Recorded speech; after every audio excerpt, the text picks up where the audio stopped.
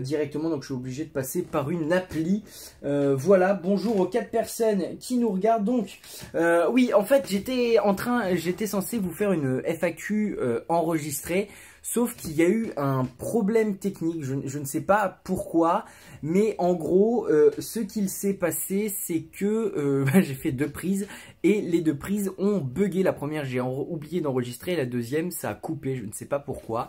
Donc, j'ai rien pu sauvegarder. Du coup, comme ça m'a un peu grave saoulé, je me suis dit, on va faire ça en live. Et en plus, en live, ça me permettra de discuter avec vous pour avoir votre point de vue, etc., etc. Je vois qu'il y a Antoine qui est dans le chat.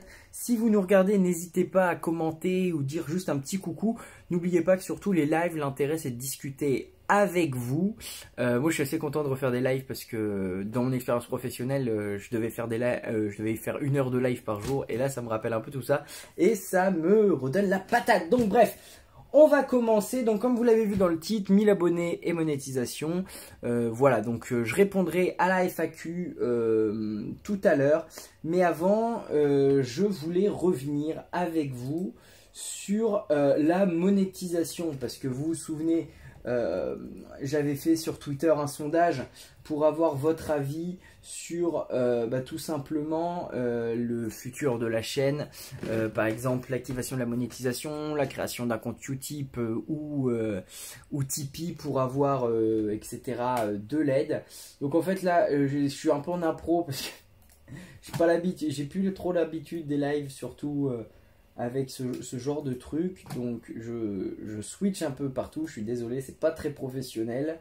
Donc voilà, donc oui, pardon, la monétisation, vous aviez été, il me semble, 57% à voter pour la monétisation. Déjà merci pour ceux qui ont voté. Comme j'avais précisé quand même, tous ces sondages c'était surtout indicatif et que bien évidemment je restais entre guillemets maître de mes décisions. Mais voilà, vous avez été 56,8 à dire oui à la monétisation. Donc j'ai commencé à activer la monétisation sur la chaîne. Mais en gros, qu'est-ce que ça implique la monétisation sur la chaîne? En gros, eh bien, j'ai activé quasiment toutes les monétisations, sauf la monétisation non skippable, de la pub non skippable. En gros, vous avez la possibilité à l'heure actuelle de skipper les pubs sur les vidéos récentes. Je m'explique. En gros, les vidéos récentes, en gros les prochaines vidéos qui seront publiées, vous aurez la possibilité de skipper les pubs. Mais les anciennes vidéos, vous ne pourrez pas les skipper. Pour quelle raison? Parce que je considère que, comme c'est des vieilles vidéos, vous les avez déjà vues, et que du coup, si vous voulez les revoir, soit vous n'étiez pas là quand elle est sortie, du coup, vous avez, voilà. Donc en gros, pourquoi je les laisse activer? Et parce que j'avais dit ça tout à l'heure dans mes différentes prises, j'avais dit qu'en fait, si j'ai activé la monétisation aussi, c'est pour 2 raisons. Un, moi, dans une situation personnelle, économiquement, ça devient compliqué. Je suis au chômage depuis janvier, donc économiquement, c'est compliqué. Donc même 15, 30, 20, 40 balles de publicité dans ma poche, ça me fait du bien économiquement et ça me permet de mettre du temps sur cette chaîne YouTube. Ensuite, aussi, si j'ai activé les publicités, sachez que je ne l'ai pas fait en excès. Je sais que certaines personnes ont peur que je fasse, vous savez, comme les youtubeurs qui font des vidéos de 10 minutes et qui mettent 10 pubs. Non, moi, les seules pubs que je vais mettre dans les milieux de vidéo, ce sera simultané aux pubs. Ce sera simultané aux pubs de l'émission. Donc autrement dit, quand Laurent Ruquier dit « on se retrouve juste après la pub », là je mets une pub YouTube. Mais je vais pas le mettre à chaque pub, j'en mets 2 ou 3 par vidéo, pas plus. Sur des vidéos d'1 heure, voilà, une petite pub, c'est pas long. Et ces vidéos-là sont skippables dans les vidéos qui seront postées après. Donc, bonjour aux 6 personnes qui nous rejoignent. J'espère que vous allez bien. Donc, on fait un petit point sur la chaîne. Hein, et encore, merci pour les 1000 abonnés. C'est vraiment un truc de fou. Ensuite, sur la monétisation sur le Utip, vous avez voté largement non. Puisque la question, je la rappelle, c'était est-ce que vous seriez prêt, vous, à donner sur un Utip pour regarder des publicités sur un Utip? Vous avez voté non à 78% si je me souviens bien. Mais moi je voulais remercier les 22% qui ont dit oui, parce qu'en fait c'est ces 22% là qui comptent, c'est ceux qui sont prêts à donner qui comptent. Et le fait qu'ils soient 22%, c'est quand même beaucoup. Donc merci à eux.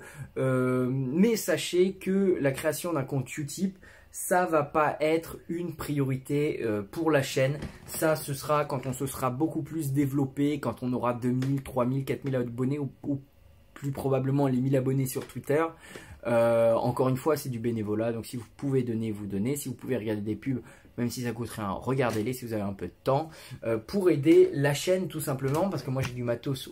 J'ai du matos qui commence un peu à ramer, etc., etc. Donc, avoir un peu d'argent de côté pour acheter du matos, c'est toujours bien. Ensuite, une des questions que je vous avais posées, c'était sur les best-of, votre avis sur les différentes chroniques, formules, etc. Donc ça, vous êtes globalement satisfait. Et je voulais revenir sur, concernant je vous avais posé, vous savez, j'ai posté une vidéo surprise pour les 1000 abonnés, qu'en gros c'était les chroniqueurs qui chantent pendant 30 minutes environ. Sachez que déjà, il y aura un numéro 2 au moins de cette chronique, probablement, enfin pas de cette chronique, mais de cette compilation probablement en plus court. Mais sachez également qu'il y aura d'autres compilations. De toute façon, vous avez voté oui à 76%. Si vous voulez d'autres compilations, il y en aura. Je vais vous dire tout de suite celles qui sont prévues. Alors, on aura une... Et n'hésitez pas à réagir en commentaire, encore une fois. Vous aurez une compile Olivier de Kersauzon, loge d'honneur. Autrement dit, les descriptions de Olivier de Kersauzon dans la loge d'honneur. Il y en aura une dizaine, donc à peu près pour 6-8 minutes environ de vidéo. Vous allez avoir, donc comme je vous l'ai dit, la deuxième version des chroniqueurs chantent. Vous allez également avoir... je le fais de mémoire. Hein. Vous allez avoir, oui, les blagues. Vous le savez, j'ai posté pas mal de blagues de l'émission sur les réseaux. Sachez que je vais en sortir une version longue. Je vais sortir une version sans blagues pour le premier numéro. Ce sera sans blagues, j'en suis à 93 là, donc ça devrait sortir cette semaine ou la semaine prochaine. Donc là, j'en suis à 100 blagues. Ça fera 1h20, 1h30. Il y aura sûrement un timecode, mais le timecode viendra après la publication. Ensuite, dans les prochaines éditions de ces blagues-là, ce sera sûrement en format beaucoup plus court. Ce sera probablement du 15-20 minutes ou en termes de chiffres, ce sera d'une trentaine de blagues environ. Voilà, le but c'est de faire un gros coup pour les premières vidéos et ensuite de ralentir. Voilà. Une autre idée, j'aimerais avoir votre avis. J'en ferai un sondage sur Twitter, mais j'aimerais avoir votre avis maintenant si vous m'écoutez. Vous le savez, dans mes vidéos, je poste souvent quand il y a les vidéos, vous savez, On va se gêner. Europe 1 a sorti des vidéos On va se gêner qui étaient très montées avec voilà beaucoup de coupes, etc., etc. Et vous le savez, si vous regardez mes vidéos en entier, si vous regardez les vidéos de temps en temps, eh bien je poste ces vidéos-là en simultané avec l'émission. Et l'une des idées que j'ai eues, ce serait de reposter ces vidéos en version longue, avec les versions qui ont été coupées par Europe 1. Donc ce sera un mélange audio-image et faire ça en version longue. Moi j'aimerais avoir votre avis. En gros, bah, par exemple, je prends un truc à la con. Il y avait un truc sur les Pizza Ruquier, enfin Pizza Ruquier ou un truc comme ça, ou Allo Pizza Ruquier. En gros, bah, ça dure 2 minutes 30. Et en fait, quand on regarde la séquence, elle fait 6 minutes avec les coupes qui ont été faites par Europe 1. Est-ce que ça vous intéresserait d'avoir cette version-là longue, en fait, disponible, avec le même titre? Est-ce que ça vous intéresserait? Donc ça, n'hésitez pas à me le dire dans les commentaires. Je vois que vous êtes 6. Ça fluctue à peu près entre 8 et 6 personnes. Bonjour à vous. Enfin, bonsoir, vu l'heure. Voilà. Ensuite, je vous ai dit cela. De reposter les vidéos longues. Parfait, Antoine. Le seul risque, moi je vais être honnête, c'est quand je poste des best-of, etc., etc., où il y a ces vidéos-là, parfois, pas toujours, parce que j'essaie d'utiliser des techniques, mais bon, les robots YouTube sont assez... Je me prends parfois des réclamations, donc je peux pas monétiser les vidéos, mais les vidéos restent. Donc on va voir, on va essayer de tripatouiller tout ça. Ensuite, je reprends le sondage avec nous. Voilà. Oui, donc c'était quelle est la chose à améliorer en priorité sur la chaîne. J'avais fait 3 propositions. Il y avait la durée des vidéos, le montage, les vignettes. Alors, c'est dans l'ordre, hein, les durées de vidéo 40%, les montages 30% et les vignettes 25%. Donc moi, je vais répondre sur d'abord les 2 premiers points, la durée des vidéos et le montage. Le seul souci de la durée des vidéos, c'est que, comment dire, comme vous ne m'avez pas dit si c'était trop long ou trop court dans les commentaires, je présume que pour vous c'est trop long, 50 minutes ou 1 heure de vidéo. Mais moi je vais vous expliquer comment je fonctionne en fait pour faire ces vidéos-là. D'abord, quand je fais du montage, j'écoute les chroniqueurs annoncés. On va gêner avec Claude Sardet. Bon, voilà.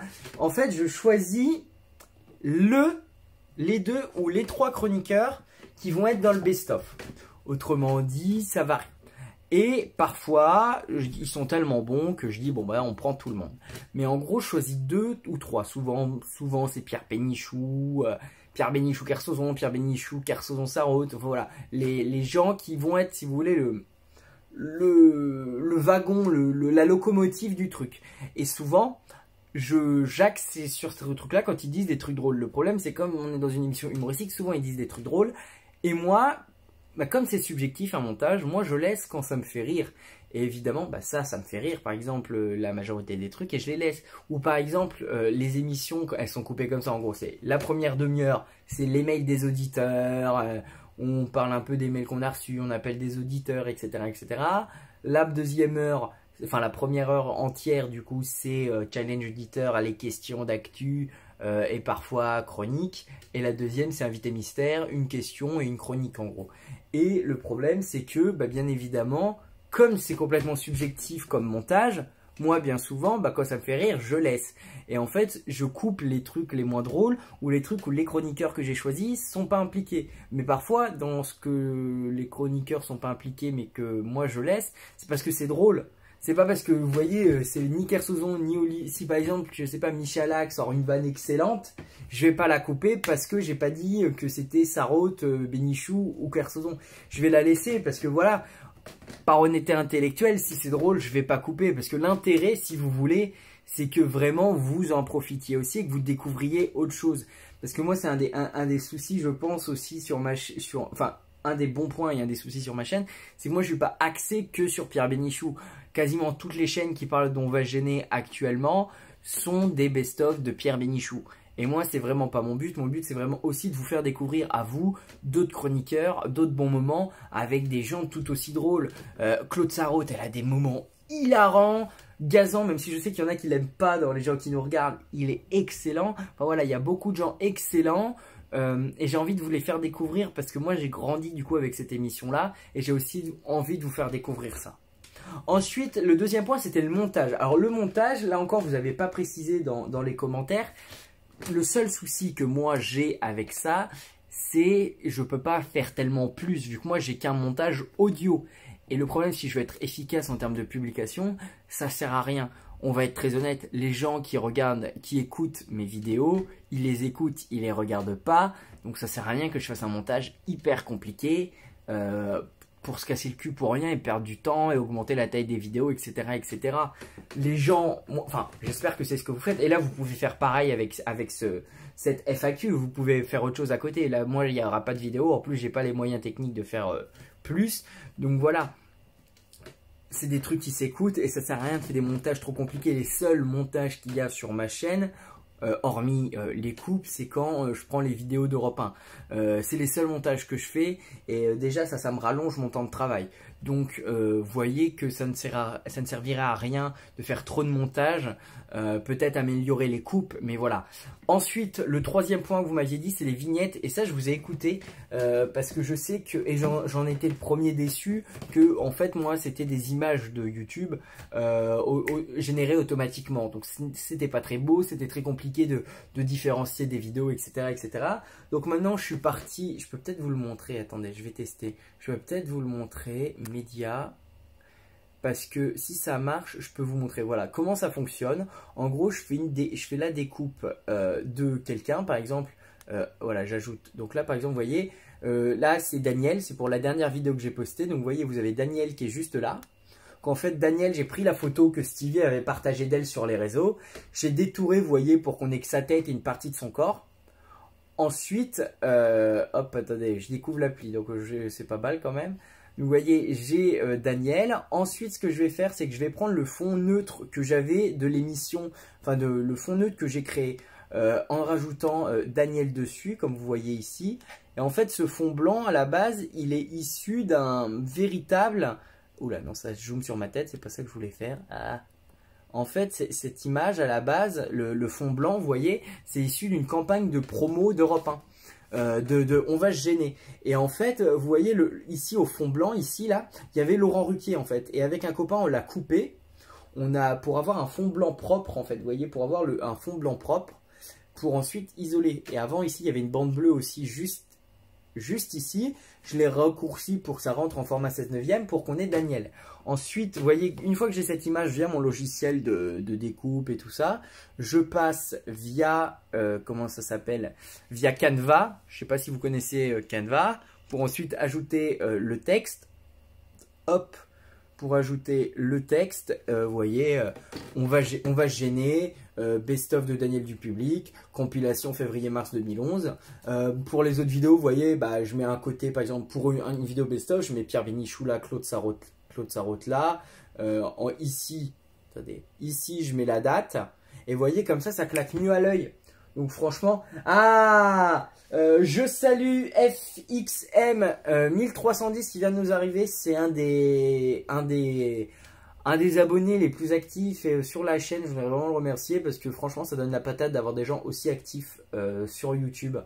En tant que youtubeur, c'est vachement bien d'avoir une communauté comme ça et des gens qui poussent la communauté un max. Et je vous le dis en parlant de communauté que les 5 personnes qui ont mis un pouce rouge se dénoncent. Bande de fanfreluches. Non, bon voilà, plus sérieusement, les vignettes, ça va avancer progressivement, excusez-moi du terme, progressivement, parce que bah, évidemment il y a 123 vidéos, donc vous vous doutez bien que ça prend du temps. Je fais petit à petit en partant des plus vieilles, et évidemment à chaque nouvelle vidéo que je poste, c'est mis à jour. Ensuite, dans les questions que je vous posais, il y avait la principale qualité de la chaîne. J'avais 3 propositions plus une autre. J'avais proposé la régularité des posts, de l'inédit, un présentateur de qualité. Vous avez été 3% à dire un présentateur de qualité. Voilà, non, bon, plus sérieusement. Et vous avez dit la régularité des posts à 55,2% et de l'inédit à 37,9%. Donc oui, sur la régularité des posts, c'est aussi, je pense, une des forces de ma chaîne avec l'inédit. C'est les deux forces de ma chaîne, on va pas se mentir. C'est que je pose des vidéos quasiment tous les jours, même si, bon, bah, des fois, j'ai pas forcément le temps, etc., parce que ça prend beaucoup de temps aussi. Bonjour aux 15 personnes qui viennent de nous rejoindre. Je le redis, puisque vous êtes 15, merci à tous d'être là. C'est aussi grâce à vous que j'ai la patate, parce qu'on va pas se mentir. Je l'ai dit plus précemment, mais je vais le répéter. Je suis au chômage depuis janvier, et franchement, cette chaîne YouTube me redonne un peu de motivation, me donne de l'occupation, que je reste pas allongé dans mon lit toute la journée. Donc c'est aussi grâce à vous que je retrouve la patate, que je rencontre des gens, etc., etc. Et que la YouTube Money me paye mes apéros. Non, je déconne. Haha. Pardon. Non, bon, plus sérieusement, la régularité des posts, c'est vrai que c'est une force. Et je pense que l'une des forces est inclue dans l'inédit, c'est que c'est pas que du Pierre Bénichou, je l'avais dit aussi tout à l'heure, mais le fait, et ça c'est une de mes fiertés, et j'en reviendrai parce que c'était une des questions d'Antoine, ça notamment dans la FAQ, je le répondrai, où il me disait que oui, parfois il y avait des chroniques pas forcément drôles, qui n'avaient pas forcément d'intérêt à être sur la chaîne, et je répondrai à ça, parce que j'ai des choses à dire. Mais le fait qu'il n'y ait pas que du Pierre Bénichou, c'est important aussi pour moi, parce que c'est pas que Pierre Bénichou. Terminator, Sarah Connor. Non, mais comme je disais, c'est vraiment très important pour moi qu'il n'y ait pas que du Pierre Bénichou, parce que même si j'adore Pierre Bénichou, je ne vous l'ai pas sorti, mais je l'ai rencontré, j'ai fait 2 photos avec lui et c'est un rêve de gosse, bien évidemment. Mais c'est pas le seul drôle dans l'émission, et c'est aussi ce que je veux montrer dans mes montages. Il y en a des très drôles, même des gens sous-cotés. Je pense à Gazan, je pense à Michalak, je pense à Gaspard Proust, Jean Benguigui. C'est des gens qui sont très sous-cotés, qui sont même pas aimés de certains auditeurs, enfin de certaines personnes, et pourtant, qu'est-ce qu'ils sont drôles. Qu'est-ce qu'ils sont drôles. Et de toute façon, dans un système tellement concurrentiel que la radio, s'ils n'étaient pas drôles, ils auraient été dégagés très vite. On va pas se mentir. Même Gérard Miller, voilà. Bon, je vais prendre juste une petite gorgée d'eau, hein, parce que ça parle quand même. Non, mais plus sérieusement, voilà, la régularité, comme je suis au chômage, j'ai pas mal de temps. Quand j'aurai trouvé un emploi, bien évidemment, cette régularité va être modifiée. Je vous ferai une vidéo pour vous prévenir, comptez là-dessus. De toute façon, si vous voulez avoir des news de ma part, je vous rappelle que vous avez Twitter. Twitter, c'est là où je suis le plus actif en termes de communication sur la chaîne. Et bien évidemment, l'onglet communauté sur la chaîne YouTube. Je vous rappelle, mais normalement, si vous êtes là, c'est que c'est déjà fait, de vous abonner et bien évidemment d'activer la cloche. N'oubliez pas que la cloche, c'est pour rater aucune vidéo. Donc même s'il y a une vidéo quotidiennement, pour avoir la cloche, pour être là pendant la première, parce que moi, j'aime beaucoup discuter avec vous dans les premières. Je vais être très honnête. Certes, on a atteint les 100, le record c'était 102, je crois, spectateurs simultanés sur une vidéo. Ça, c'est énorme. Mais moi, j'aime énormément discuter. C'est pour ça que je suis content de voir des noms que je connais, comme Antoine, comme FXM, etc., etc. C'est, voilà, il y a une communauté qui commence à se créer. Et ça, je suis vraiment heureux. Je crois que c'est le mot. Je suis vraiment heureux qu'on ait cette communauté ensemble. Parce que, voilà, quoi. C'est ouf. Alors, on a Terminator qui nous dit « Je les aime tous. Ils ont tous leurs trucs. Sinon, ils seraient pas payés autant. » C'est pas faux. C'est pas faux. Ça rappelle déjà l'échange de Benichou et Kersozon sur leur salaire. C'était très drôle. C'est dans un des précédents best-of. Et la dernière question que je vous avais posée. Quel nouveau format Facecam pourrait vous intéresser? Je vous avais fait 4 propositions. Des interviews, des analyses de séquences, des émissions hommages et des coulisses de la chaîne. Alors ça, sachez tout de suite que de par ma formation de journaliste, parce que je suis diplômé d'une école de journalisme, il y en aura des interviews. Comme j'ai des contacts avec des chroniqueurs, etc., etc., je vais leur proposer. Sachez qu'il y aura des interviews, pas forcément de chroniqueurs, mais à des gens qui gravitent autour de l'univers dont va se gêner. Je pense par exemple à Lorginès, je pourrais lui proposer. Après, là, les noms que je vous dis, c'est des idées, c'est pas acté, hein. Mais Lorginès qui travaillait avec Laurent Ruquier, je pense à comment il s'appelle, à Simon, le fan de Caroline Diamant, on est en contact avec sur Twitter.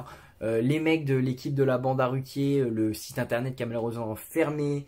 Enfin voilà, j'ai plein d'idées, très honnêtement, j'ai plein d'idées. J'ai des chroniqueurs qui sont adorables avec moi, je pense à Christophe Beaugrand, Florian Gazan, Jérémy Michalak, etc., etc. J'ai plein d'idées en tête, donc vous inquiétez pas, il se passera des choses.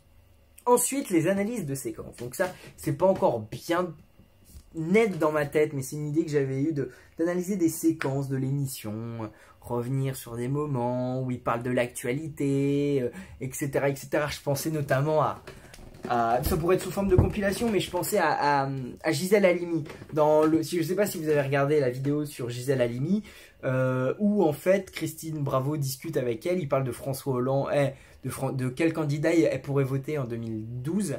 Et je sais plus comment, il y a François Hollande qui est arrivé dans la discussion. Et t'as Christine Bravo, elle fait « Ah non, hein, si c'est François Hollande, c'est Marine Le Pen, Sarkozy au second tour. Hein. » Bon, évidemment, c'est Hollande qui a été élu président. Vous voyez, en fait, ce serait revenir sur des trucs qui aujourd'hui nous paraissent évidents, mais qui à l'époque nous font rire. Je me rappelle d'une séquence où c'était Teddy Riner. Enfin, il posait une question sur Teddy Riner et personne connaissait le nom de Teddy Riner à l'époque. C'est à l'époque où il était tout jeune, il avait je crois 18 ans et personne ne le connaissait. Et du coup, il y avait 5-10 minutes sur lui. Et maintenant, on le connaît tous, Teddy Riner. Et le fait qu'à l'époque, on le connaissait pas, moi, ça m'a fait marrer. Donc, on pourrait revenir là-dessus. Après, voilà, il faut que je travaille sur le concept, etc., etc. Ensuite, autre point, c'était sur une émission hommage. Alors ça, je pense, ce sera pour un palier symbolique, peut-être les 5000 ou les 10 000. Inch'Allah, comme on dit dans le Poitou.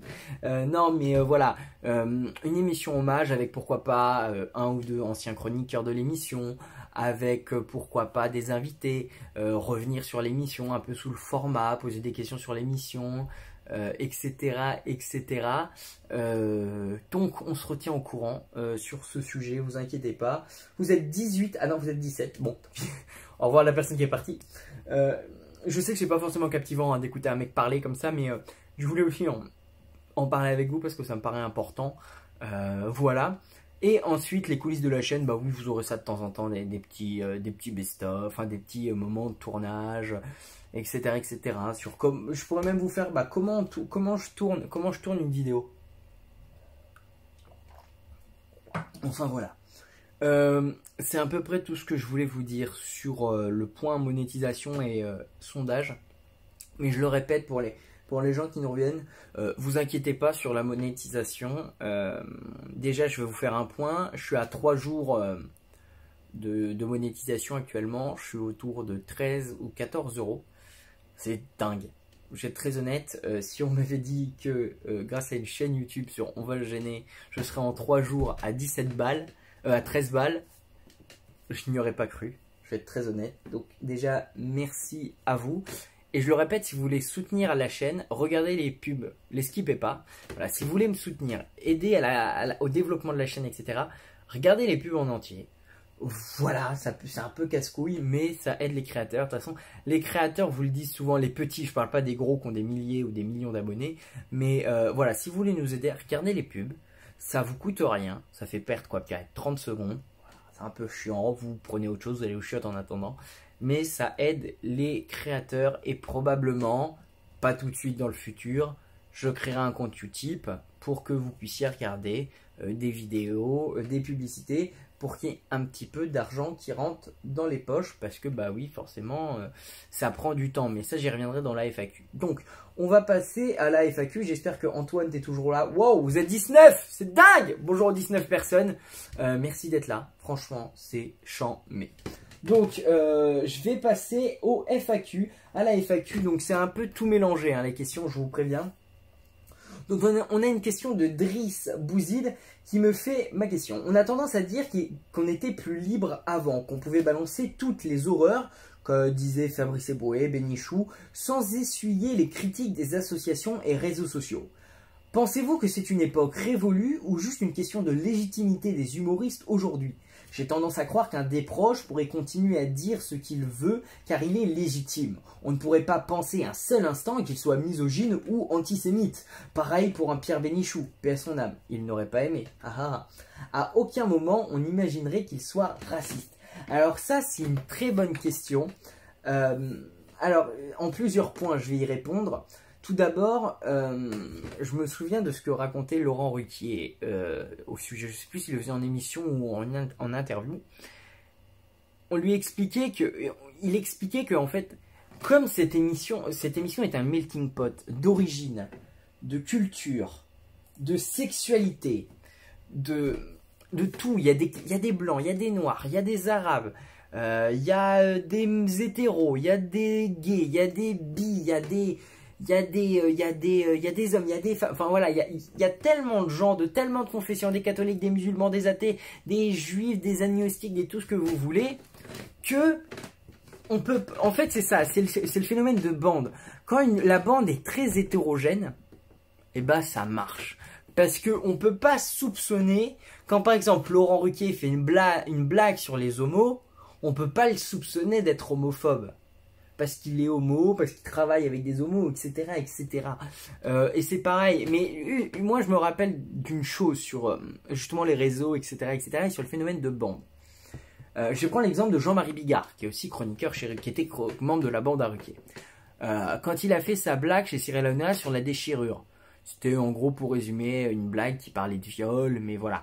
Ça avait fait une polémique sur les réseaux sociaux, etc. etc. C'était en 2019 ou 2018. Et quand Laurent Ruquier a fait cette blague-là, c'était une blague d'un auditeur, bah, personne n'en a parlé. Pourquoi? Bah, plusieurs facteurs. Le premier, le contexte n'est pas le même. C'est pas la même émission, c'est pas la même polémique de base, il n'y avait pas les réseaux sociaux, le militantisme féministe n'était pas autant développé, à tort ou à raison. Donc voilà, évidemment qu'à l'époque, bah, c'était pas la même chose. Voilà, le bon mix, comme dit FXM, parce que parfois j'inverse les lettres, c'est FXM le dit, le bon mix des chroniqueurs, c'est le secret exactement. Mais ça, j'y reviendrai encore après à une autre question. Alors, Antoine Blodo, c'était en interview que Ruquier disait cela. Il précisait qu'on va gêner était une joute verbale. Et qui dit joute dit liberté. Il rajoutait qu'il ne valait pas être susceptible pour les chroniqueurs. Bah c'est sûr, c'est sûr. On voit bien que vu ce qui s'envoie dans la gueule, c'est une affection. Pierre Bénichou, il en envoyait plein dans la gueule à plein de chroniqueurs et ça les empêchait pas de s'aimer vraiment quoi. Donc voilà. Eh ben dis donc, ça fait soif ce soir, il fait chaud. Non mais je vais revenir. J'ai Talking Blue qui me pose la question. Comment et depuis quand as-tu découvert On va gêner? Bon anniversaire à toi, tu as une voix très radiophonique, je trouve déjà. Merci Talking Blue. Alors c'est marrant parce que cette question, je ne sais pas y répondre. Comment et depuis quand? Je dirais que en fait, On va gêner. Je crois que c'était un slogan d'Europe 1 qui c'était Europe 1 naturellement ou naturellement Europe 1. Je ne sais plus dans quel ordre c'était. Et ben moi c'est ça. Moi j'ai pas souvenir du jour où je me suis dit je vais me mettre à On va se gêner. Pour moi c'est naturel dans ma tête.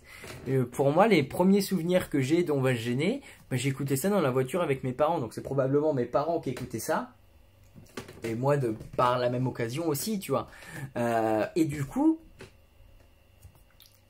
je sais pas, c'est probablement parce que mes parents écoutaient Europe 1, etc., etc. Mais moi c'est marrant parce que je vais prendre l'exemple, Europe 1, quand moi j'étais, On va gêner, c'était à l'époque du collège et du lycée, donc moi j'écoutais surtout au lycée, c'était ma dernière année de lycée, ma première année de lycée, pardon, donc ça y allait.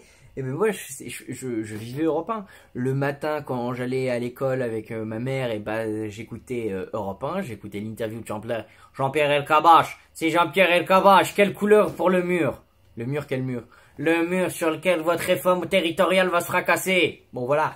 C'était Elkabbach. Quand je commençais une heure après, c'était Canteloup. Après, j'avais Morandini pendant mes pauses à 10h. Après, j'avais l'émission d'info du midi. Après, le midi le soir quand je rentrais de l'école, du lycée, j'avais On va se gêner. Après, parfois j'écoutais les grandes voix d'Europe 1. Après, j'écoutais Europe 1 soir. Après, j'écoutais le foot parfois sur Europe 1. Enfin, moi, je suis vraiment Europe 1 dans le sang en fait. Et je pense que ça vient de là en fait. Moi les premiers souvenirs que j'ai de Ruquier, c'était dans la bagnole que je l'écoutais. Et moi c'est marrant parce que j'ai le souvenir de la dernière émission. Je sais pas vous si vous vous souvenez de la dernière émission. Moi je me souviens exactement d'où j'étais quand je l'écoutais. J'étais dans le comment ça s'appelle, dans pas le hall mais dans le salon de chez moi, et j'écoutais ça, j'avais une petite larme. L'invité mystère c'était Hanouna, parce que c'était lui qui allait le remplacer, etc., etc. Donc ouais, j'en ai des bons souvenirs de cette époque-là. Bon, ensuite, Jolan, qui me dit, qu'est-ce qui t'a motivé à commencer cette chaîne YouTube? Alors ça, petit moment historique. En fait, déjà, d'où vient le projet de réécouter les vieilles émissions d'On va se gêner? Alors ça mûrit vers 2016, où en gros...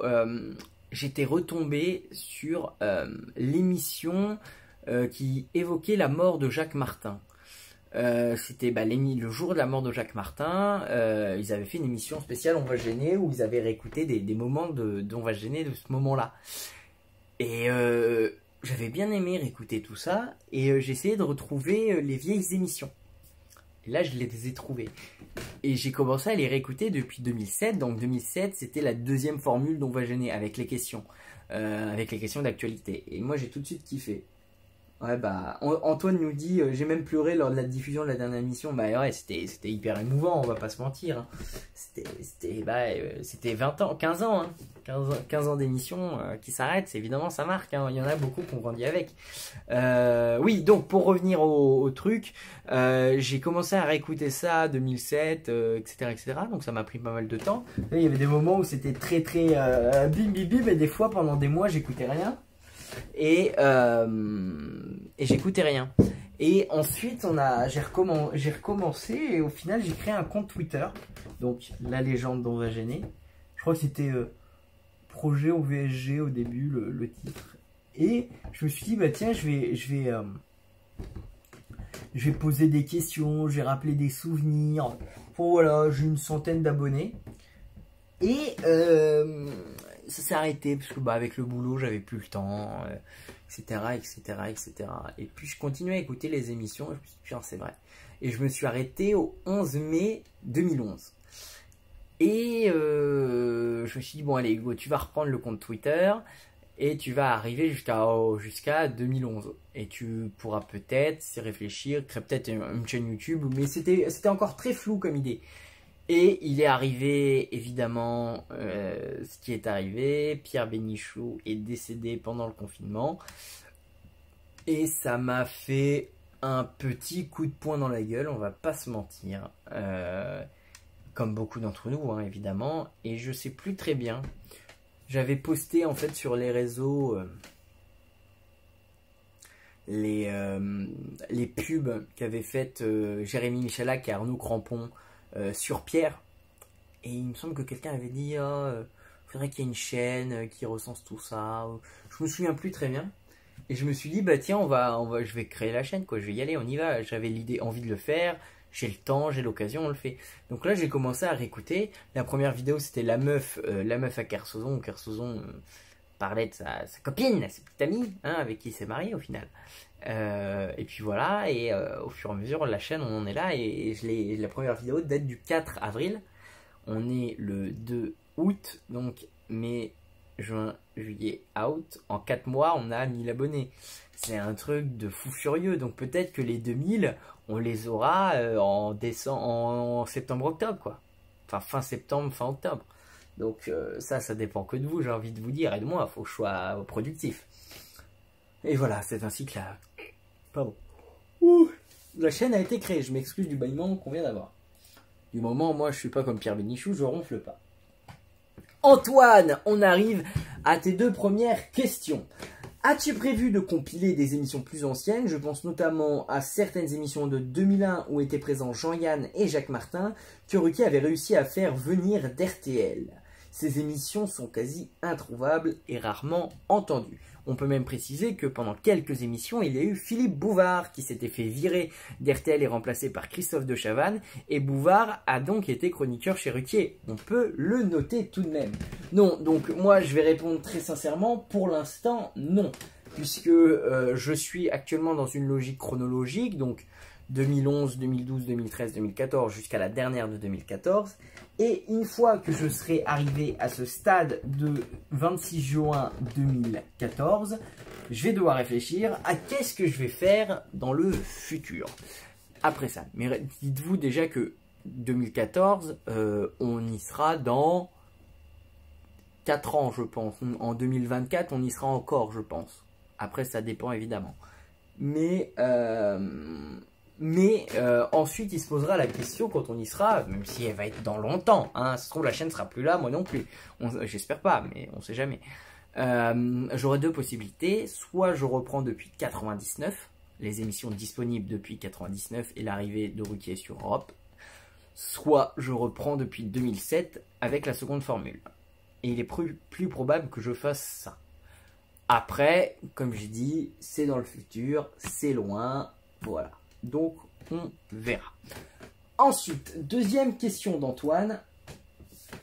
D'autre part, pourquoi de temps en temps mettre en avant certaines rubriques comme le cinémotro pampan et les challenges Vermus? Honnêtement, ces rubriques n'avaient pas grand intérêt en termes d'humour. Merci et continue comme ça, tes best-of sont un vrai bonheur. Merci à toi, Antoine. Non, moi je vais être honnête, je ne suis pas du tout d'accord avec toi, Antoine, et je vais t'expliquer pourquoi en 2 points. Déjà, sur la question principale, pourquoi j'ai mis ça, mettre en avant ces rubriques-là.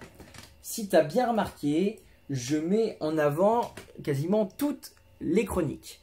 Je mets en avant Dorémy Fassi, Liado, je mets en avant Bonaldi, le Quoi de Neuf Jérôme, je mets en avant le Cinémotro Pampan, le livre de la semaine, DVD de la semaine, je mets en avant le challenge Vermus, et je dois en oublier probablement... Ah si, il y en a une, mais elle est plus dans cette période-là, mais est-ce que vous vous souvenez de l'époque où Christine Bravo racontait des crimes?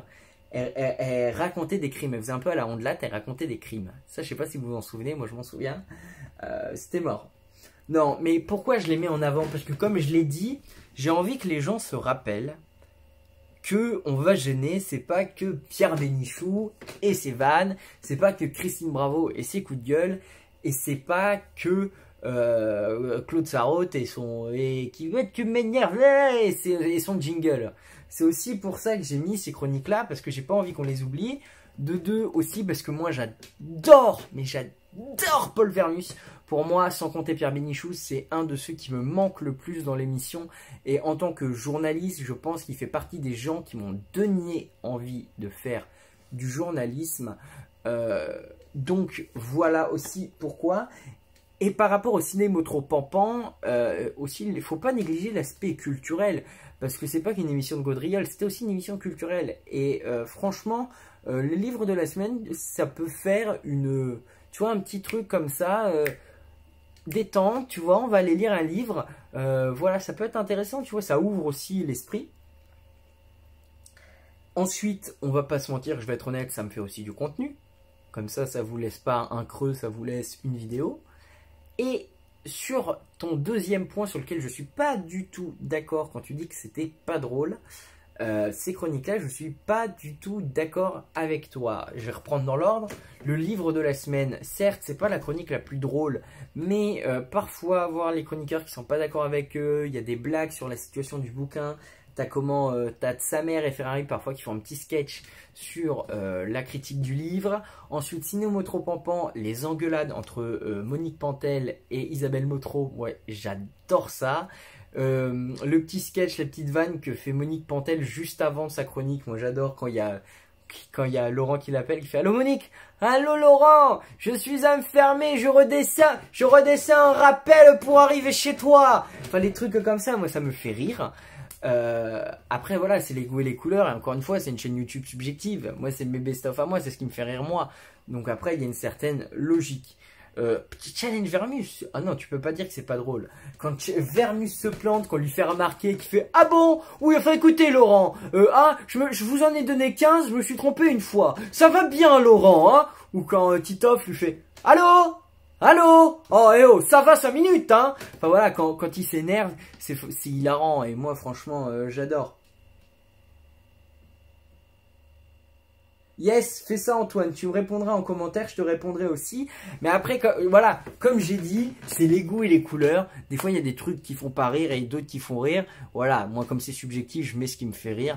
Et aussi, moi j'aime bien Challenge Vermus, je le mets aussi parce qu'en tant que journaliste, j'adore pour 2 points, parce qu'on connaît le futur, nous, que eux connaissaient pas forcément, donc ça c'est drôle aussi, quand il dit oh lui il sera jamais ministre, ou lui il sera ministre, alors que c'est pas du tout le cas, et ça garde la mémoire aussi, c'est aussi une forme d'hommage à Paul Vermus de laisser ces trucs-là, pour pas qu'on oublie.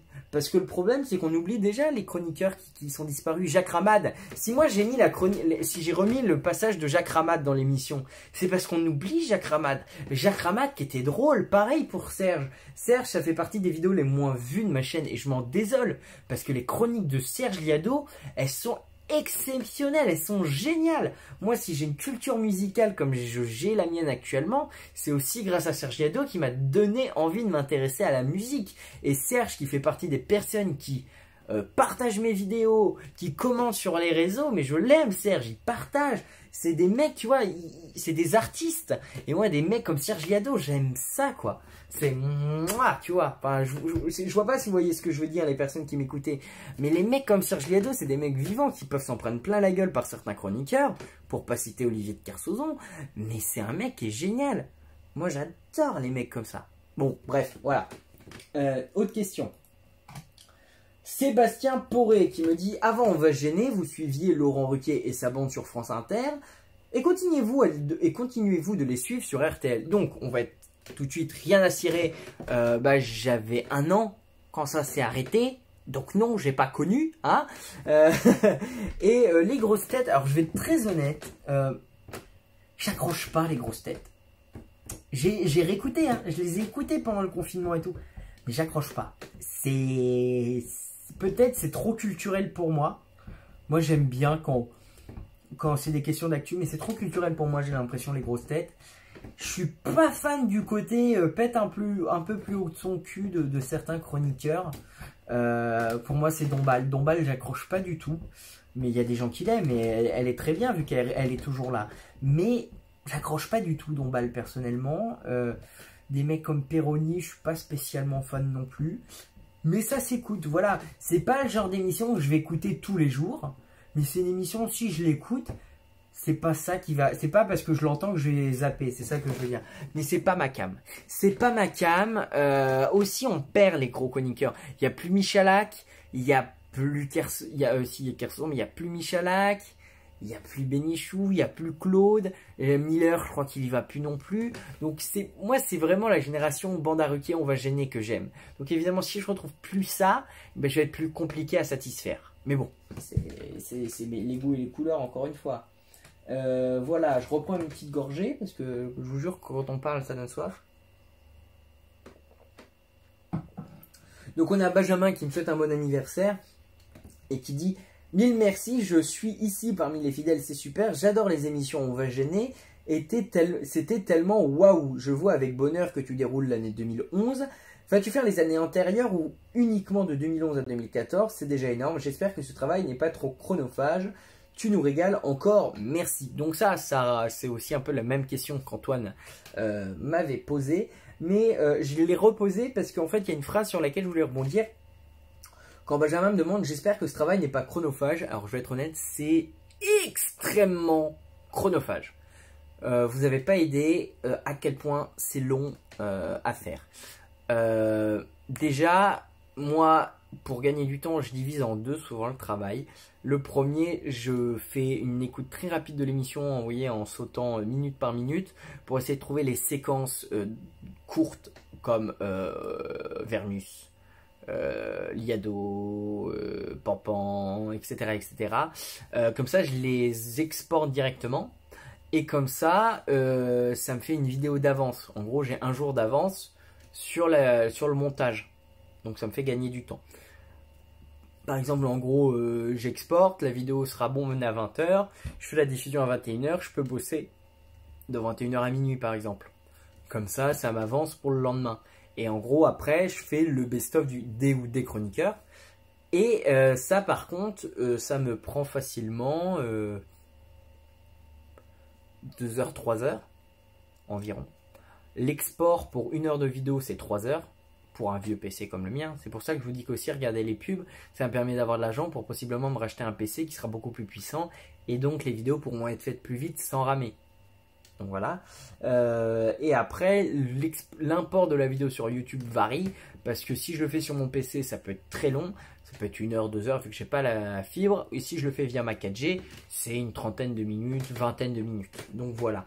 Mais évidemment, c'est extrêmement chronophage, et c'est aussi pour ça que j'en profite d'être au chômage, pour sortir beaucoup de vidéos, pour qu'il y ait du flux, etc., que les gens viennent, connaissent la chaîne, s'abonnent, pour qu'une fois qu'il y ait moins de vidéos, j'ai un public qui reste. Vous voyez, parce que le problème, c'est que si tu n'as pas beaucoup d'abonnés, que tu ne postes pas beaucoup de vidéos, tu ne vas pas grossir vite. Et l'objectif, c'est de grossir vite pour être viable, pas économiquement, mais viable en tant que statistique de référencement. Et je suis bien évidemment conscient que mon public, c'est un public dit de niche. C'est pas un truc qui est forcément grand public, c'est des gens qui recherchent. C'est ça que je veux dire. C'est pas des trucs sur lesquels on va tomber par hasard. C'est des recherches. Quand on cherche best-of Bénichou, on cherche un best-of de Bénichou. Mais on tombe pas par hasard sur voilà, un best-of, sur la chronique. Ou par exemple, et aussi, pour revenir Antoine sur les Cinémotro, Pampan, etc. etc. Ben, si je fais ça aussi, c'est si quelqu'un cherche tel livre, et ben il aura ma vidéo, tu vois, c'est aussi une façon de l'apporter à un public extérieur vers ma chaîne. Donc c'est évidemment très très lié.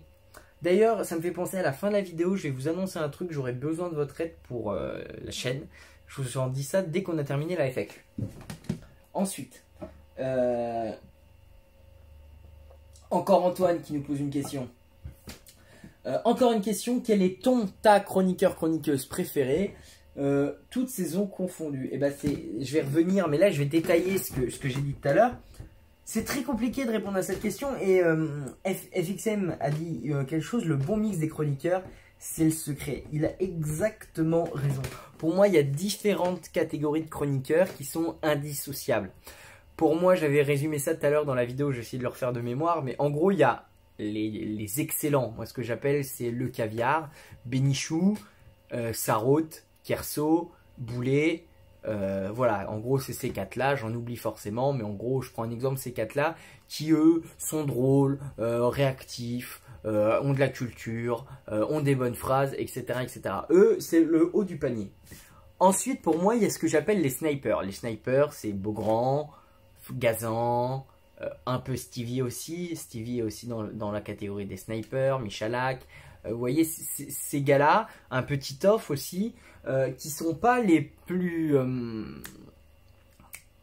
marquants, mais qui sont majeurs parce que c'est un mix en fait.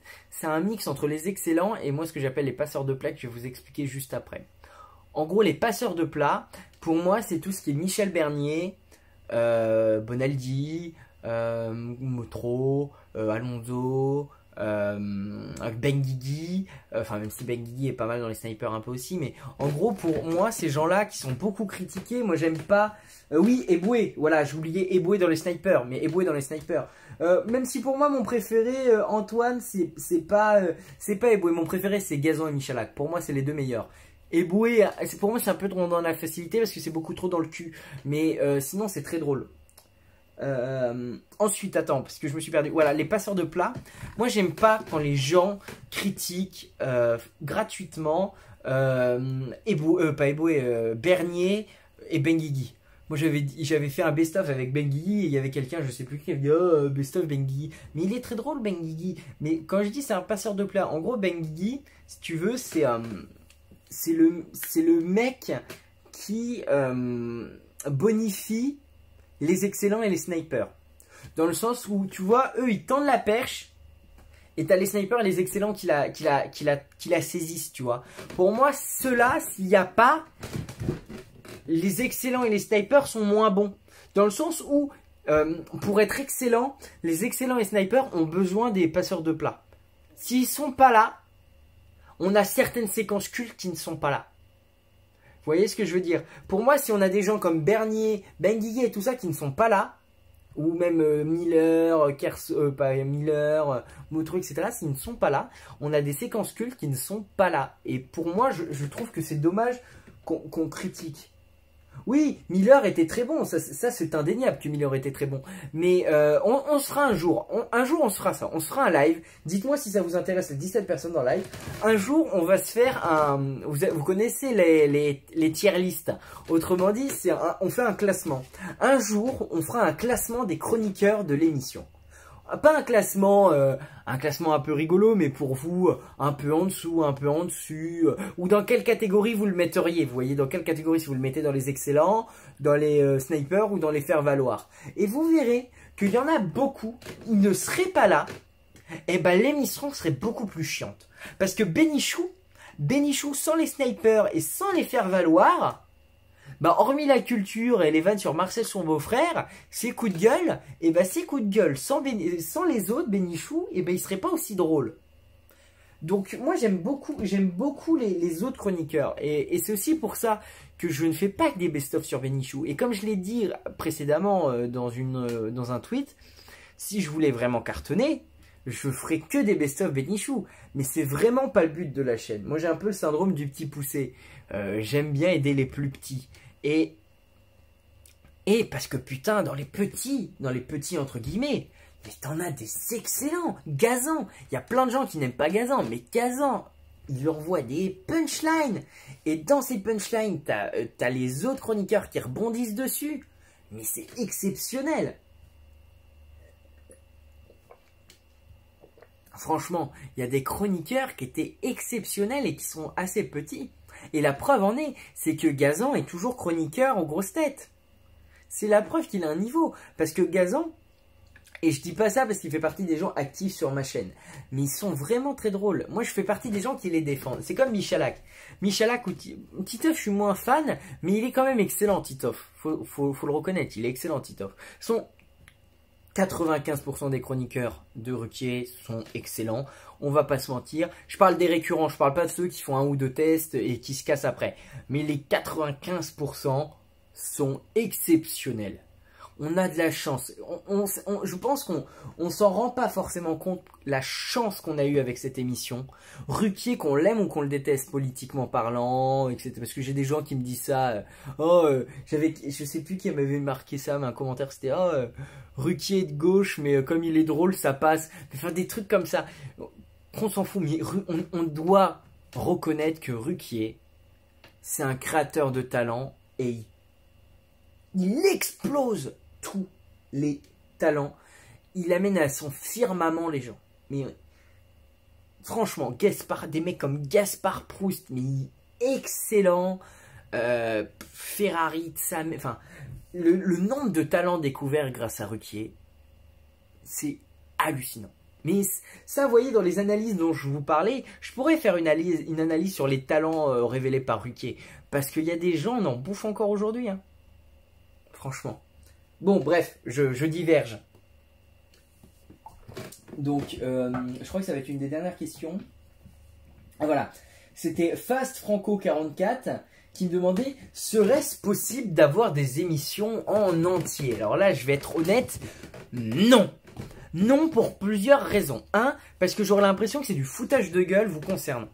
Parce que moi, je vous vends littéralement un produit. Dans le sens où moi, je vous apporte une valeur ajoutée au produit. Et pour moi, vous proposez un truc pas monté, enfin juste avec une vidéo. Pour moi, personnellement, je ne serais pas satisfait. Parce que j'ai l'impression d'être inutile. Deux, vous pouvez trouver vous tout seul les émissions en entier. Vous pouvez trouver une émission en entier. Voilà, vous pouvez l'écouter dans votre téléphone, sans souci. Et moi, ce que je dis aussi, je suis, vous savez, un cuisinier. Dans le sens où Europe 1, c'est le boucher. Europe 1 te fournit le produit. Et moi, je bonifie le produit, je le découpe, je le mets en forme, je le sel, je mets du poivre, je l'assaisonne et je vous le donne, je vous le propose. Voilà. Si vous voulez aller voir votre boucher, vous allez sur le site d'Europe 1, vous allez sur le site de la bande à Ruquier via la vidéo que je vous avais faite pour retrouver les anciennes émissions.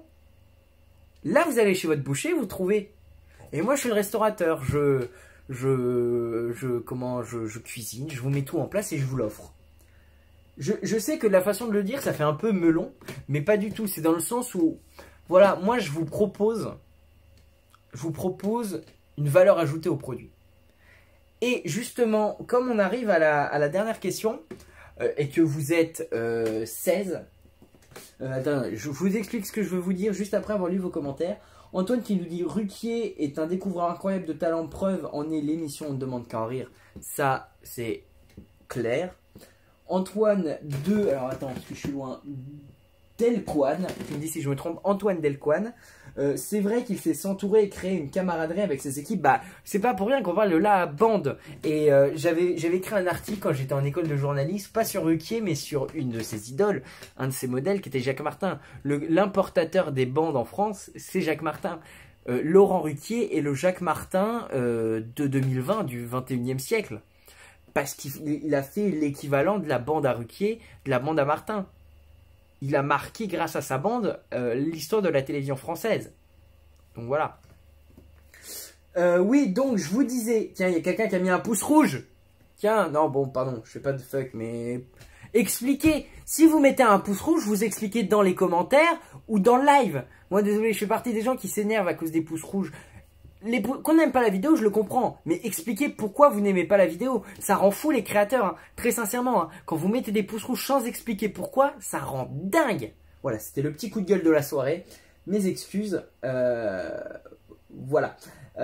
Non, l'idée que j'ai eue, pour laquelle j'aurais besoin de vous, va être très simple.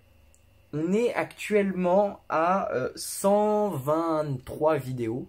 Je ne sais pas combien de best-of. Et évidemment, ça fait beaucoup de minutes de visionnage. Et moi, je vous avais dit que je voulais faciliter le retrouvage, entre guillemets, d'archives. Donc, l'idée que j'ai eue, ce serait que vous m'aidiez à mettre des timecodes sur les vidéos. Par exemple, pour les best-of, quand je parle de timecode, ce serait par exemple, en gros, les séquences de l'émission. Par exemple, Pierre Bénichou nous parle de machin. Parce que moi, je coupe assez peu en vrai. Je coupe assez peu. Je coupe les moments chiants, etc., etc. Mais je coupe peu. Et il y a des séquences un peu, vous voyez, comme la meuf à Kersozon, que je vous avais parlé, etc., etc. L'idée, ce serait de faire ça. Donc, je vais faire un truc. Dans quelques jours, je ferai un tweet où je dirai que j'ai besoin de votre aide. Si vous voulez m'aider, vous allez sur Twitter, vous vous abonnez, vous avez ces projets On va se gêner, ou vous cherchez la légende On va gêner, vous vous abonnez, vous irez mettre un petit pouce, un petit like, etc. pour dire ouais, moi j'ai envie de t'aider. Et on créera un groupe Twitter ou une connerie du genre pour essayer d'avancer.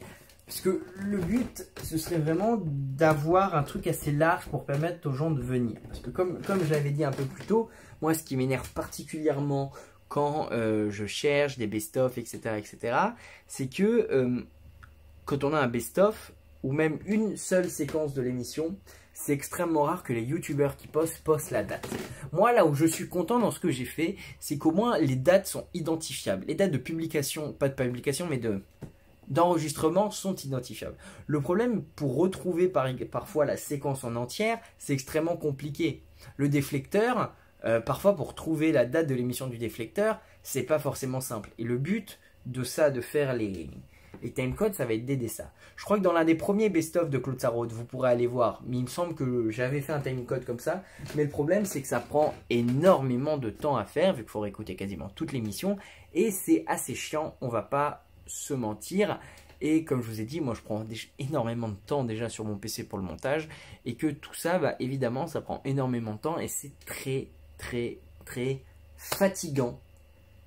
Oui, voilà, Antoine dit c'est souvent les mêmes extraits qui repassent. Et c'est aussi pour ça que je le répète. Moi je mets pas que du Pierre Bénichou, parce que Pierre Bénichou, il y a énormément d'extraits différents. Salut Jolan. T'as raté la réponse à ta question, Jolan, c'est dommage, mais tu pourras regarder le replay. Mais voilà, comme je vous ai dit, je rigole parce que je me dis qu'on a 1000 abonnés en 4 mois. Je suis halluciné. Et franchement, je vous remercierai jamais assez qu'on ait atteint les 1000 abonnés le jour de mon anniversaire. Franchement, on va pas se mentir, les 1000 abonnés, le 25 juillet, le jour de mon anniversaire, c'est franchement un des plus beaux cadeaux qu'on ait pu me faire en 22 ans de vie. Je trouve ça tout bonnement hallucinant. Je vois que vous êtes 14 actuellement en direct à voir ma magnifique porte de salle de bain, mon magnifique rideau, mon magnifique enrouleur ici pété. Non, bon voilà. Merci Jolan pour ton bravo. Je vous le dis si vous... Donc voilà, bon, messieurs, dames, merci à tous de nous avoir suivis pour ce live d'1h30. Merci pour tes remerciements, tes félicitations, Bichwok. Non, donc voilà. La bonne soirée à vous. Ce fut un plaisir de vous voir. Allez, à ciao, bonsoir.